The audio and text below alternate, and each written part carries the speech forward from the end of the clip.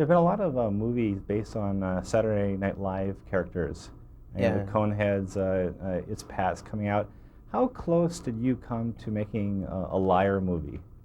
Oh, well, very. I mean, I had a deal to do it and everything. It was supposed to happen, and unfortunately, the whole thing fell apart.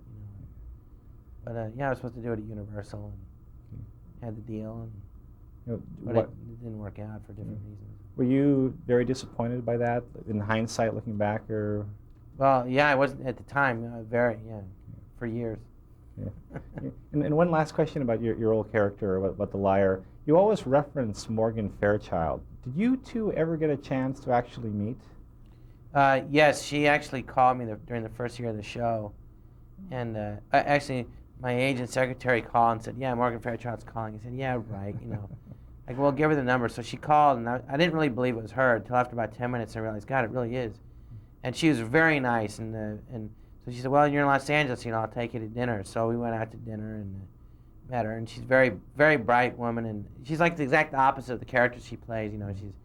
She's got typecast as like playing the bitches and stuff, and she's very nice and very bright and really nice, and it was. I've always been fascinated with the scenes that are cut out of movies.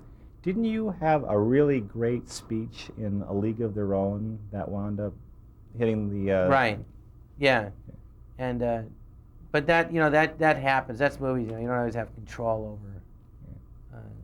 over.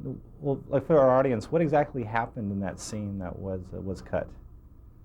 Oh well, I'm on the baseball field, and the girls look at me and I'm leaving. I say, "Get out there and play," and then I go, "All right, I'll tell you a story." And then I had this scene about Babe Ruth and how I saved his life. He was, I was fetching him hot dogs and he started choking, and I hit him in the back and his meat rocket comes flying out of his face, and he gave me a job as a scout, And they said, "What's that have to do with us?" I go, the story's about me. I just met you. Get out there and play, I saved Babe Ruth from gagging on a wiener. You want to know what it's got to do with them? Why the crust on some people? It's like that. I'm going to throw a date at you and tell me what significance this date has to you. March 28th, 1985. Yeah, I did the Tonight Show. And that's I was in the Groundlings Theater, and I did the Tonight Show, and I did my liar character for the first time on TV. Now, how pumped up were you that day before you went out on that show? Well, I was very excited, and I couldn't relax all day. I couldn't sleep, and finally, I kept saying, "Gee, how am I going to do it? How am I going to do it?" I couldn't figure it out. And then Morley Safer was interviewing Jack Lemmon for 60 minutes, and he was going to be on the show that night. And I was in the makeup room, and Jack Lemmon said, "Well, the one thing I've learned about acting is keep it simple." He goes, and I went, "All right, I'll keep it simple." And then I went out there, and I asked the director, I think his name is Bobby Quinn, I said, "Where should I look?" And he said, "Just lay it right to the camera." And that was the best advice I ever got, because it just gave me something to focus on, and it made me learn a lot. You don't break contact with the audience that way.